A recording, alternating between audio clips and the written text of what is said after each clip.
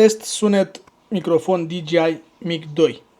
Deci acum sunt conectat cu microfonul la această cameră cu care filmez eu, DJI Osmo Action 4. Deci acum așa se aude sunetul în casă, direct din acest microfon. Vedeți că este LED-ul albastru aprins, înseamnă că e conectat microfonul prin Bluetooth direct de la camera video.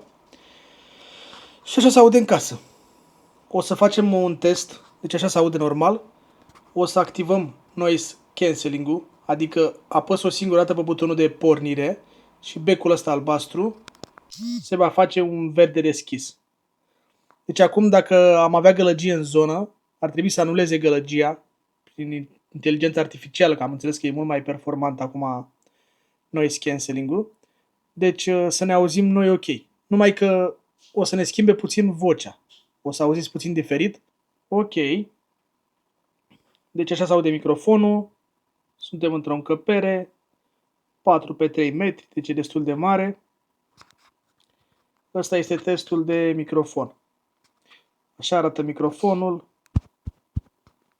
Test sunet. Vorbesc la maxim 20 de cm de el. Deci e destul de aproape de mine. Și cam așa se aude. O să opresc acum noise cancelling-ul. Pac. Deci s-a oprit. Deci ăsta, butonul ăsta, dacă apăsăm o singură dată, e dacă avem gălăgie în zonă, da? Să atenueze zgomotele.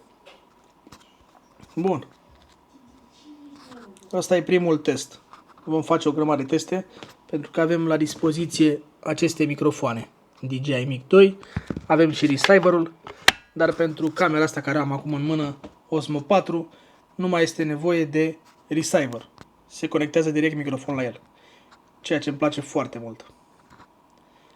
Așa că ne vedem la următorul video.